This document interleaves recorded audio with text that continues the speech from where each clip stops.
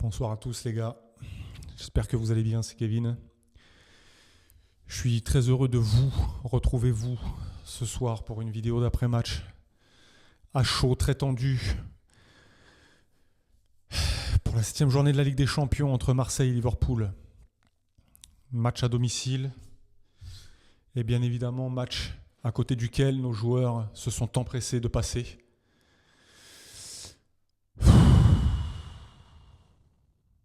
Ils me gavent.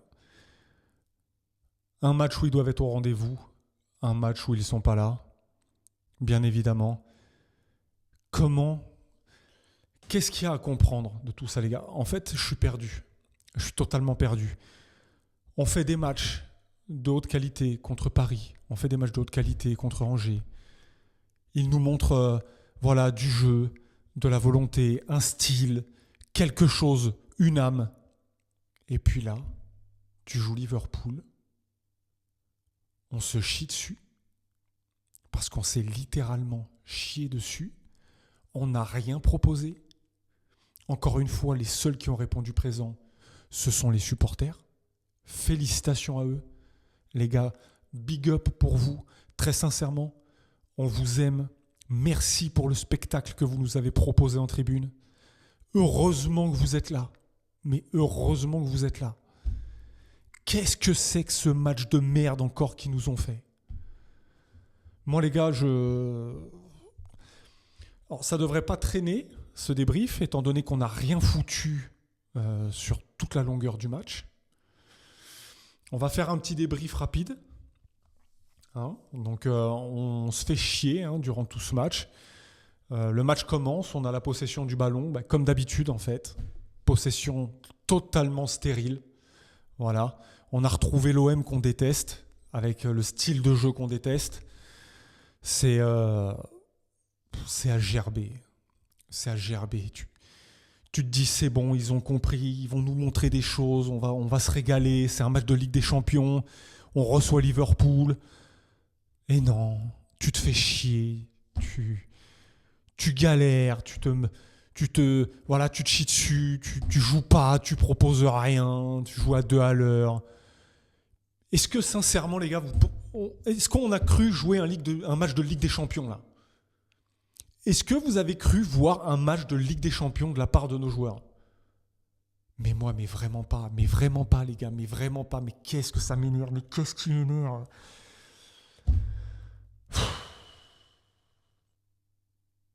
Oh putain, je les supporte plus. Ces mecs-là, je les supporte plus. Ils me fatiguent.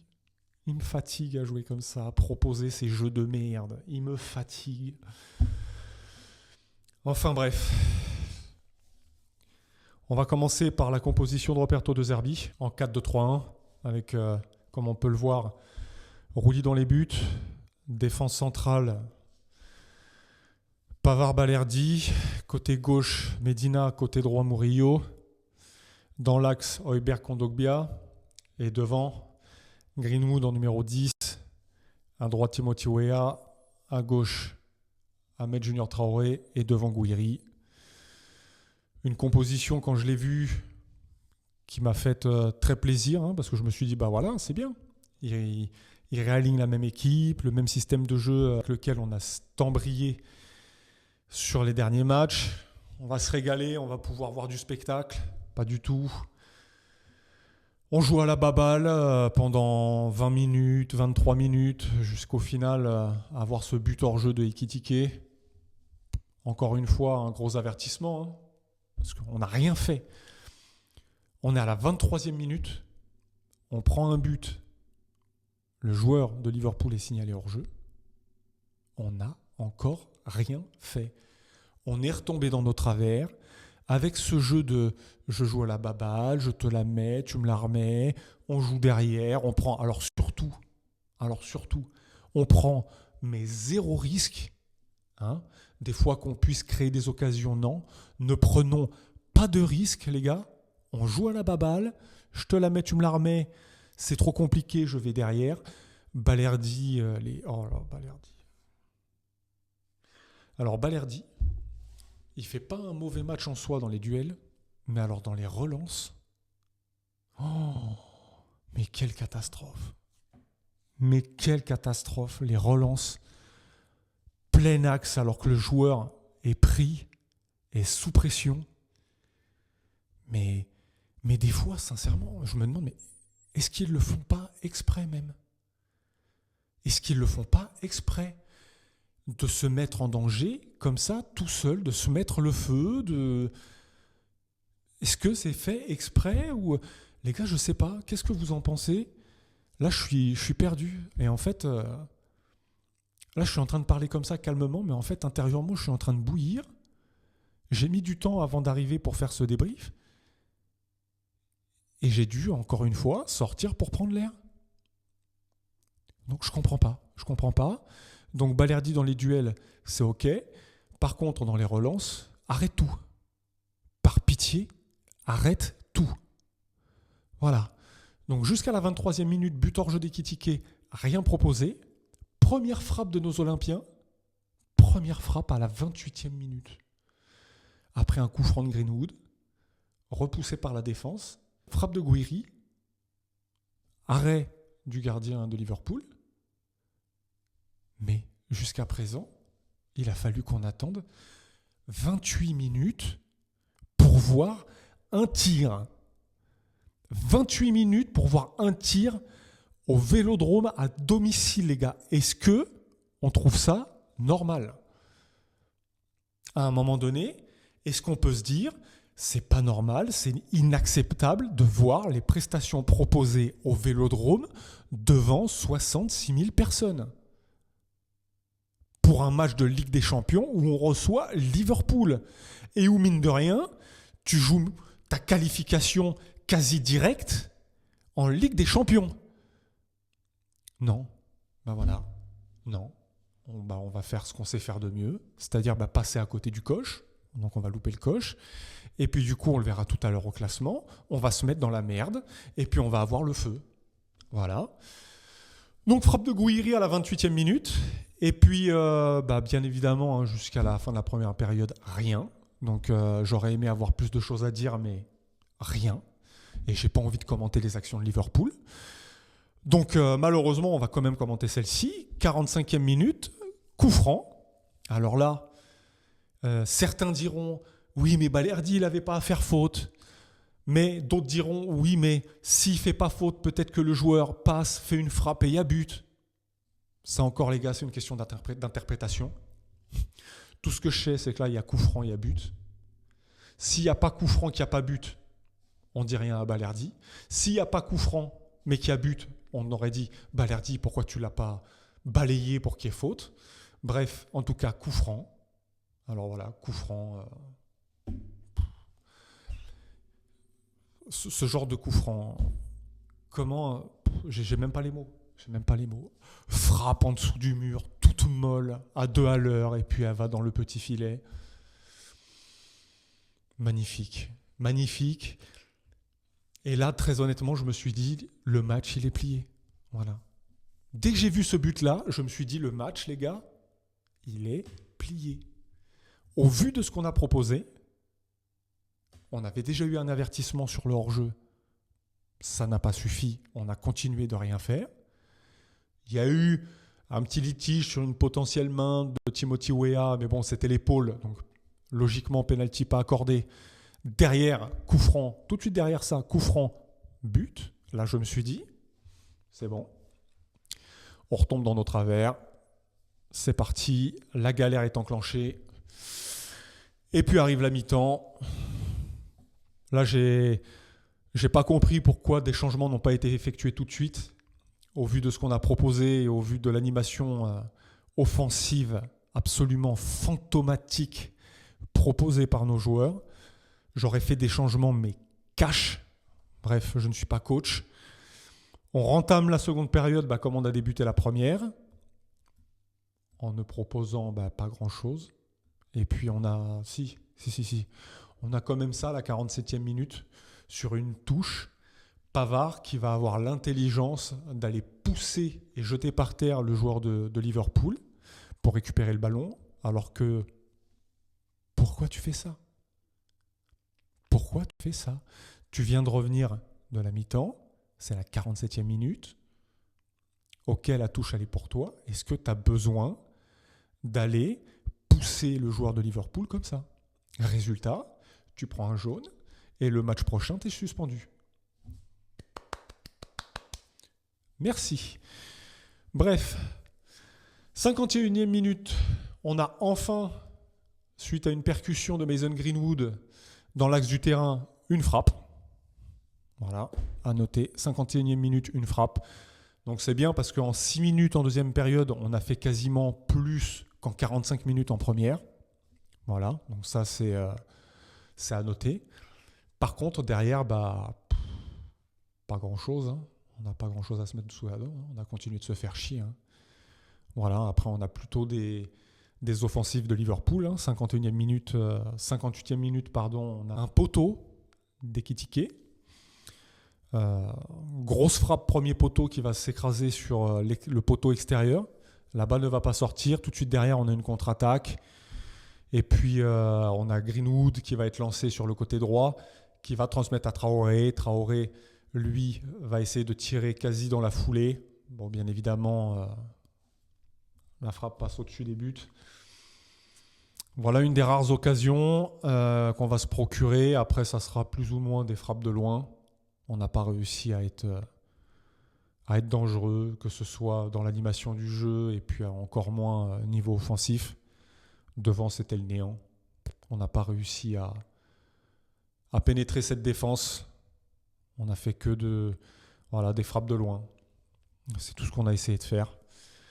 Et puis à la 71e minute, on a Frimpong. Voilà, lui là, sur le côté droit, qui va déborder Peixao. Peixao totalement débordé. Il va rentrer dans la surface. Il va déborder. Et puis, il va centrer. Ça va être contré par Rouli. Et puis, ça va finalement terminer dans les buts. 2-0. Alors, en soi, est-ce que les Reds ont été plus dangereux? Oui. Oui, ils l'ont été. Ils ont été bien plus dangereux que nous. Mais surtout, dans l'utilisation du ballon, ils nous ont fait une démonstration. Voilà. Ils nous ont fait une démonstration. Comment casser les lignes? Comment percuter, comment réussir à développer son jeu, comment, même quand c'est compliqué, réussir à trouver des solutions. Ils nous ont fait une démonstration. Voilà, très clairement. Donc 71e minute, on est à 2-0. Bon voilà, on est la tête sous l'eau.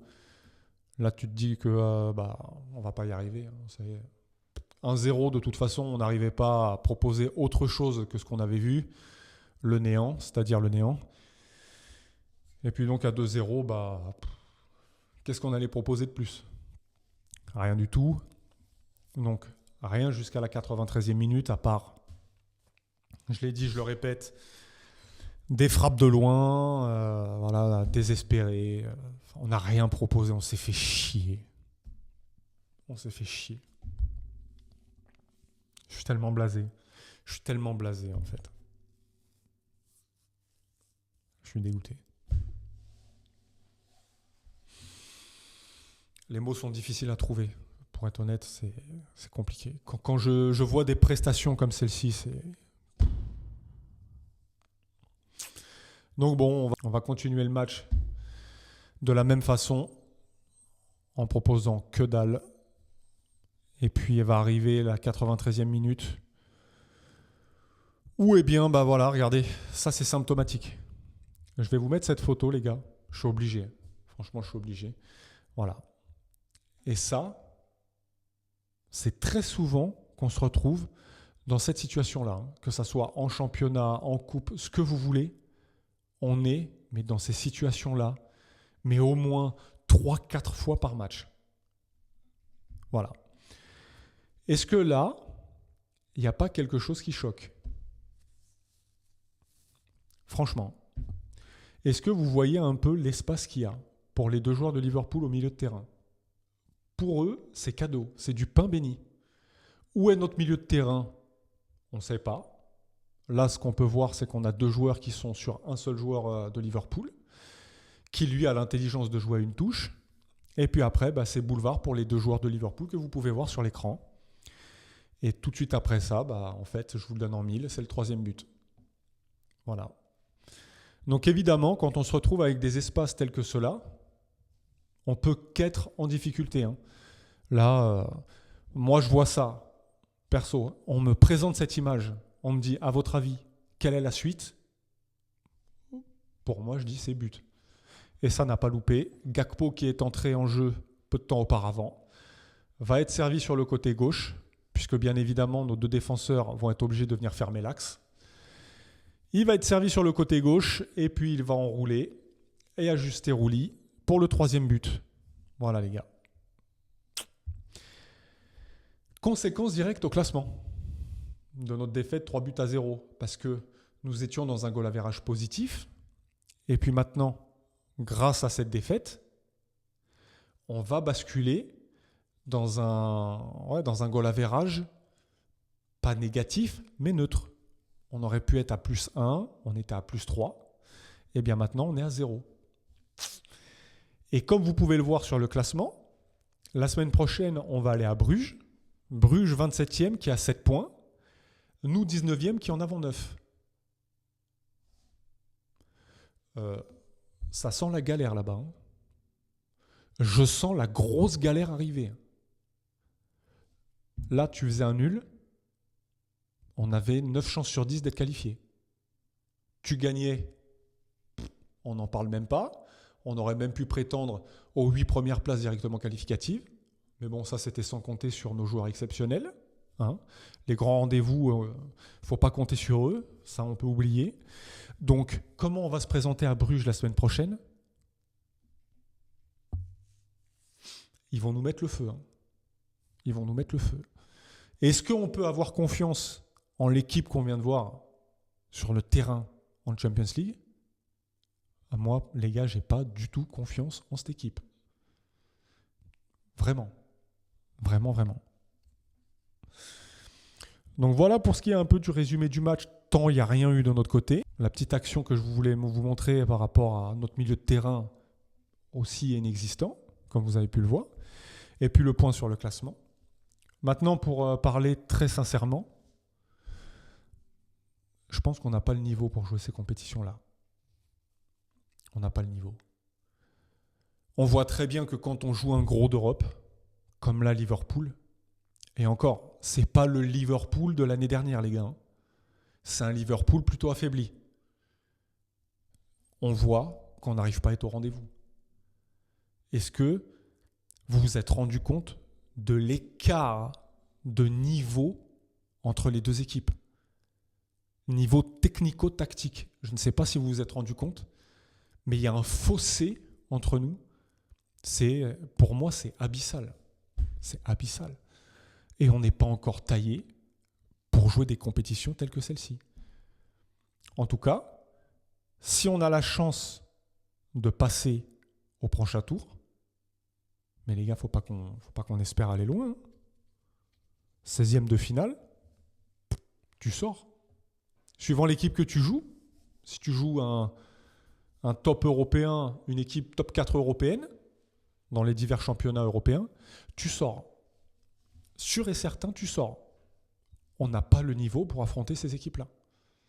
Et si tu as la chance de passer, les 16e par miracle, en quart, tu retombes une équipe style Liverpool, Inter ou X ou Y, tu sors. On n'a pas le niveau, on n'a pas les joueurs qui ont les couilles pour jouer ce genre de match. On n'a pas les joueurs qui savent mouiller le maillot comme il se doit pour ce genre de match. On n'a pas une équipe taillée pour ça. Et pourtant, cette Ligue des Champions, elle est dans nos veines. Elle coule dans nos veines. Marseille, c'est un club de Ligue des Champions. Et on n'a pas des joueurs qui sont capables de nous faire des grands matchs de soirée européenne. Et ça me met hors de moi. Voir des matchs comme ça, au Vélodrome, ça me met hors de moi.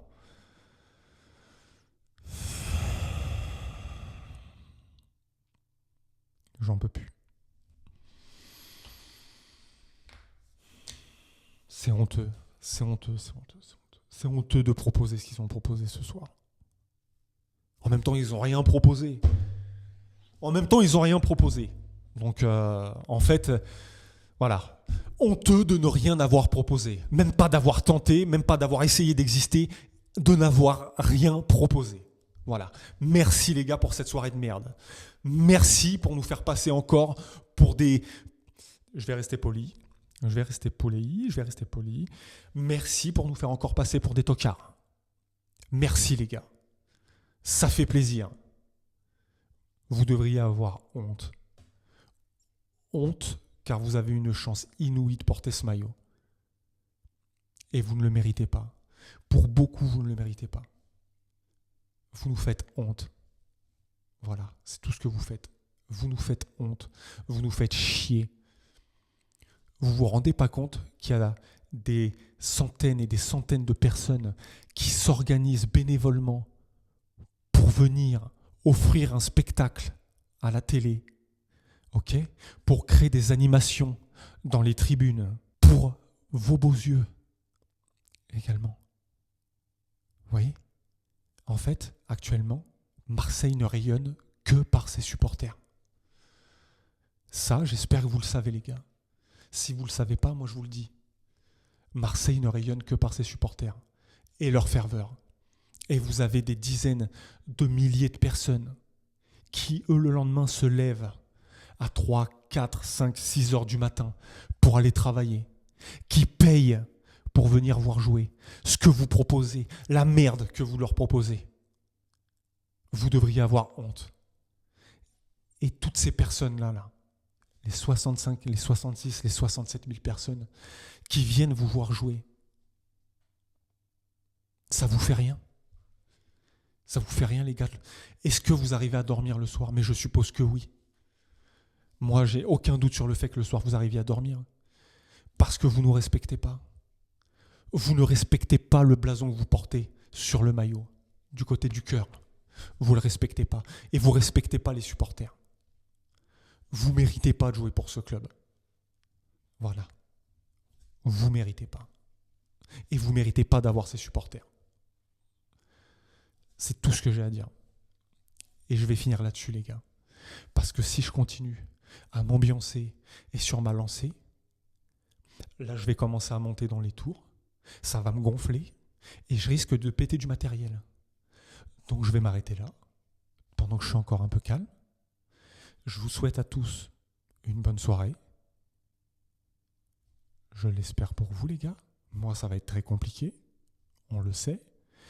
Et puis, on va essayer de se retrouver prochainement pour le débrief, en tout cas pour l'avant-match contre le Racing Club de Lens qui aura lieu samedi au Stade Vélodrome. Et en attendant, portez-vous bien, essayez de vous détendre. Et puis je vous dis à vendredi pour la vidéo d'avant-match. En attendant, portez-vous bien. N'hésitez pas à vous abonner, à liker et à commenter ce débrief pour me dire ce que vous avez pensé de la gerbe que nous ont proposé nos joueurs. Ça me fera très plaisir de le lire. Parce qu'en fait, ce qu'il faut savoir aussi, c'est que avant tout, si j'ai commencé à faire ces vidéos-là, c'est parce que très souvent, j'avais besoin d'échanger avec les supporters de Marseille quand j'étais frustré comme ce soir. C'est aussi pour ça que je fais ces vidéos-là. Et avoir vos avis en commentaire et voir que vous aussi, en fait, ça vous touche, ben quelque part, ça m'aide parce que je me dis qu'on est tous ensemble et on est solidaires, les gars. Voilà, devant cette gerbe que nous proposent nos joueurs. Sur ce, je vous souhaite une bonne soirée, une bonne nuit. Courage à ceux qui vont aller travailler demain et à vendredi pour une prochaine vidéo, les gars. Allez l'OM.